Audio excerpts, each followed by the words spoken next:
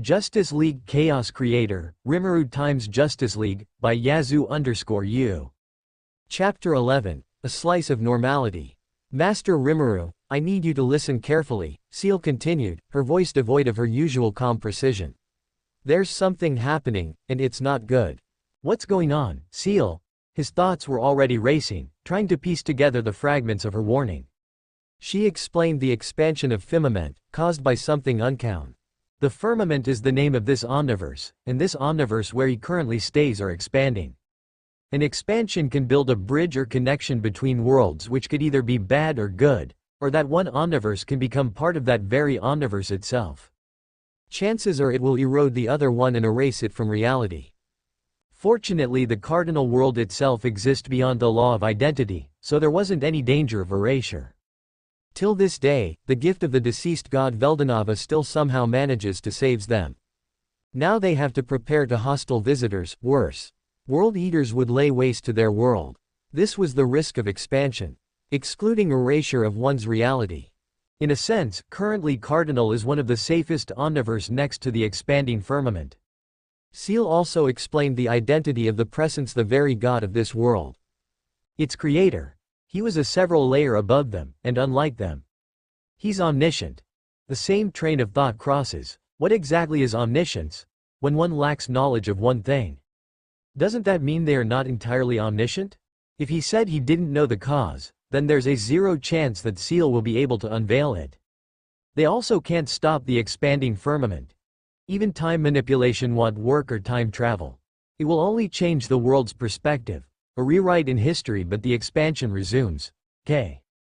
For now, all they could do is prepare. Alarm the others, put the world at max defense. Great, just great. Where's my rest? What is rest even? I am going to return now, Rimuru told Seal.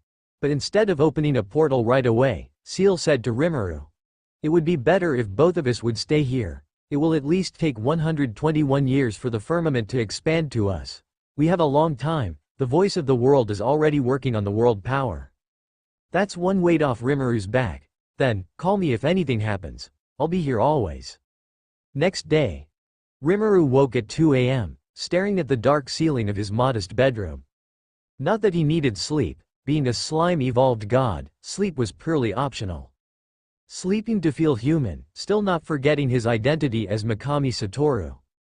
Stretching as if he'd woken from a deep slumber, Rimuru got up, donned a simple apron over a casual shirt and pants, and headed to the kitchen.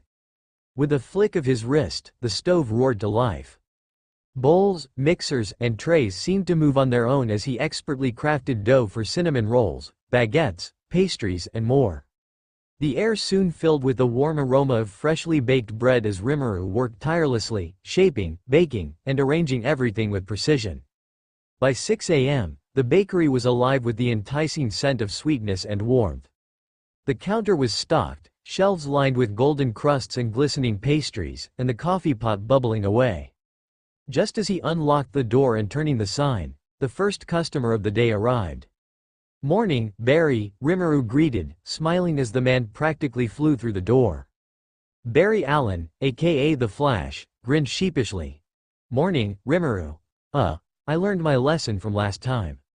Rimuru chuckled. Oh, but isn't this way too early? Exactly. Barry rubbed the back of his neck, scanning the display. I'd rather go sleeping early than not tasting these addicting bakes. You sure you didn't drug this? Oi, don't jinx it. What if it magically suddenly has some magic sprinkles in it? Rimuru said, sliding a warm tray of cinnamon rolls onto the counter. Barry's eyes lit up. I'll take 6 of these, no, wait, 10. And throw in a dozen croissants, 4 danishes, and, ooh, those muffins. Rimuru started packing the order, shaking his head. You're running a marathon or feeding a small village? Barry smirked. Both. He glanced around before lowering his voice. You're Tempest, right? Rimuru paused, then smiled gently. Huh? Nothing, Barry nodded, his usual light-hearted demeanor replaced by sincerity. Well, just be careful. Okay. You're important to a lot of people. Noted. Now, pay up before I eat these myself. Barry laughed, paid for his massive order, and ran off on his way. By 7 a.m., Anna and Lucas arrived, Both greeted Rimuru with their usual energy, or lack thereof. "Good morning, Miss Rimuru," Anna chirped, her ever-present bright smile lighting up the room. "Morning," Lucas added quietly, already grabbing a mop to start tidying. "Morning, you too," Rimuru replied, not bothering to correct Anna's "Miss" comment. Everyone thought he was a woman, and at this point, he just accepted it. If it made them happy, why ruin the illusion? He has nothing to show down there anyway. Well, he could make one.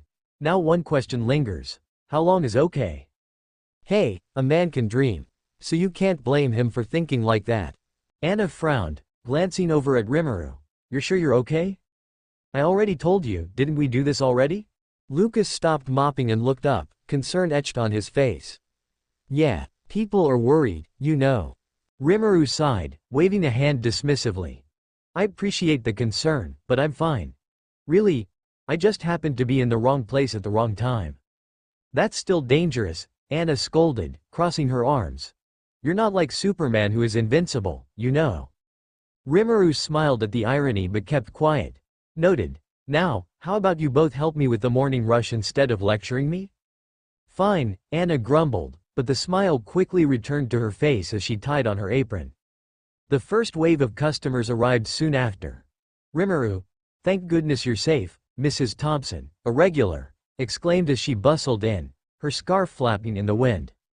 "I'm fine, Mrs. Thompson," Rimuru reassured her, handing over her usual loaf of sourdough. "Well, don't go running off to dangerous cities anymore." "I'll do my best," Rimuru replied, stifling a laugh as Anna gave him a pointed look from behind the counter. A young man entered next, nervously fidgeting as he approached. Rimuru, I just wanted to say, thanks for being safe." And Yua, his cheeks puffed red and slid something in his pocket, he whispered, "Damn it, I can't even look at her straight." He sped past towards the counter with nervous looks. "I'll take." He began randomly pointing his finger everywhere and ending up with a bag of order. That was weird. Rimuru thought the rest of the morning passed in a blur of orders, laughter, and the occasional heartfelt worry from the townsfolk. By midday, the bakery was bustling as usual, the chaos a comforting reminder of the normal life Rimuru was trying to preserve. For now, this was enough. Even if the world, or multiverse, was shifting around him, he'd hold on to this little slice of peace for as long as he could.